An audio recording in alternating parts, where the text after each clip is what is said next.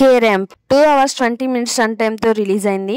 ఆహా streaming partner అని వేశారు. ఇక సినిమా చూసాక నాకైతే ఏదో టైం పాస్ కి అలా ఒకసారి చూస్తే చూడొచ్చు తప్ప అంత బాగా ఏం అనిపించలేదు. కిరణ్ అబ్బవరం గారి మిగతా సినిమాల కంటే ఇందులో రిఫ్రెషింగ్ పెర్ఫార్మెన్స్ అయితే ఇచ్చారు, నో డౌట్. అందులో ఆ డైలాగ్ డెలివరీ అండ్ వాయిస్ కూడా ఇప్పుడు ఈ సినిమాలో ఈ రోల్ కి సెట్ అయ్యే బాడీ లాంగ్వేజ్ కూడా మంచిగా అనిపిస్తుంది. కానీ సినిమా మాత్రం ఫస్ట్ హాఫ్ బెటర్ గా అనిపించింది సెకండ్ హాఫ్ తో కంపేర్ చేస్తే. అంత ఫ్రెష్ సీన్స్ ఏం లేకపోయినా ఫ్రెష్ కిరణ్ అబ్బవరం గారితో టైం పాస్ అవుతుంది ఫస్ట్ హాఫ్. ఇక సెకండ్ హాఫ్ స్టార్ట్ అయిన కొద్దిసేపు పర్వాలేదు కానీ ఆ ప్రొసీడింగ్ అండ్ కన్క్లూజన్ అంత సాటిస్ఫైయింగ్ గా లేదనిపించింది. మళ్ళీ కొంచెం ప్రీ క్లైమాక్స్ కి ఎస్ఆర్ కళ్యాణ మండపం స్టైల్లోనే టచ్ చేశారనిపించింది. ఇక ఫ్యామిలీతో ఈ మూవీ చూడొచ్చా అంటే అసలు చూడలేం. చాలా లిప్ కిస్లు, కొన్ని డబుల్ మీనింగ్ డైలాగ్స్ ఉన్నాయి.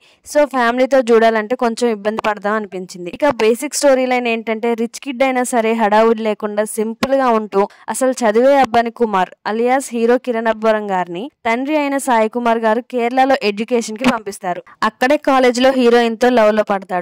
తర్వాత ఏం జరిగింది అన్నది స్టోరీ. ఈ మూవీ స్టోరీ ఎన్నో మూవీస్ లో చూసినట్టే ఉంటుంది. లైక్ మహాన్ బావుడు, భలే భలే మగోడవై, ఇదే సిమిలారిటీ ఉండే స్టోరీ లాగానే ఉంటుంది. ఫస్ట్ హాఫ్ అంతా హీరో హీరోయిన్ లవ్, ఆ తర్వాత ఒక ప్రాబ్లం, అది ఇంటర్వెల్ తర్వాత రివీల్ చేయడం. సెకండ్ హాఫ్ అంతా కామెడీ సీన్స్ పెట్టి క్లైమాక్స్ కి అనుకూలంగా పాజిటివ్ గా మార్చేయడం అలానే వెళ్ళింది. క్లైమాక్స్ లో ఇచ్చిన కన్క్లూజన్ కూడా కరెక్ట్ గా ఇవ్వలేదు. లాజికల్ గా అంత కన్విన్సింగ్ అయితే లేదు.